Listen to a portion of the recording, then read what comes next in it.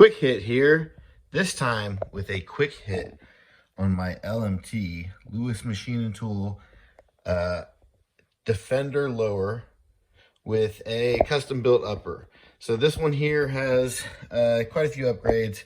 So this has the Ambi BAD company lever, captured pins, standard military bolt catch with the standard magazine release. This one does have the beautiful LMT staking all the way around. It does have the LMT Ambi charging handle. The barrel in this one is a 14.5-inch BCM barrel. So it has their cold hammer forged BCM barrel with just a standard bird cage that is pinned and welded on there. We do have a keyhole forge upper.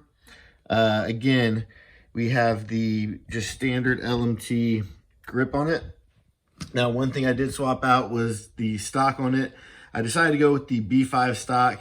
Again, if you watch the channel, you know I'm a big fan of B5. Main reason being is that this one has the QD stud that actually holds the sling in one position, so it doesn't rotate.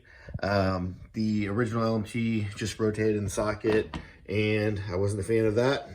So again, this one here has the, like I said, BCM barrel, but it has a Daniel Defense rail. So this is the Daniel Defense RIS2 rail, the non-front sight post version.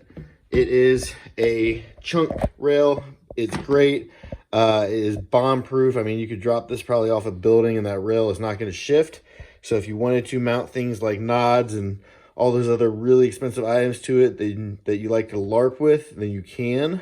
But again, that is the Daniel Defense rail. This one has the grip pod system on it. Pretty much the only setup that I like a grip pod on, but I really do enjoy it on this setup. This one does have a TLR1 HL Streamlight on it, Noveski branded, with a tape switch here. This is pretty good light.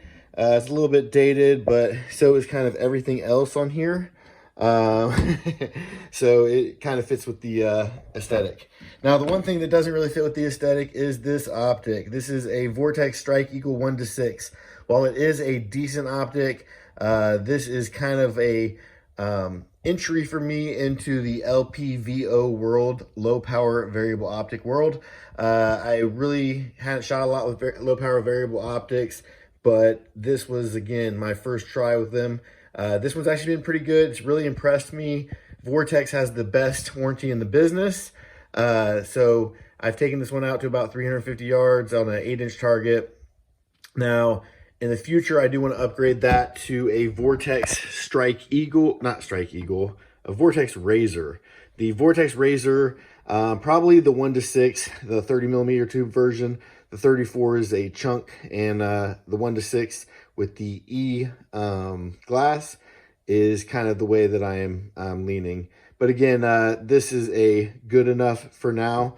So again, that is a kind of quick overview of my LMT, BCM, Daniel Defense mixed build.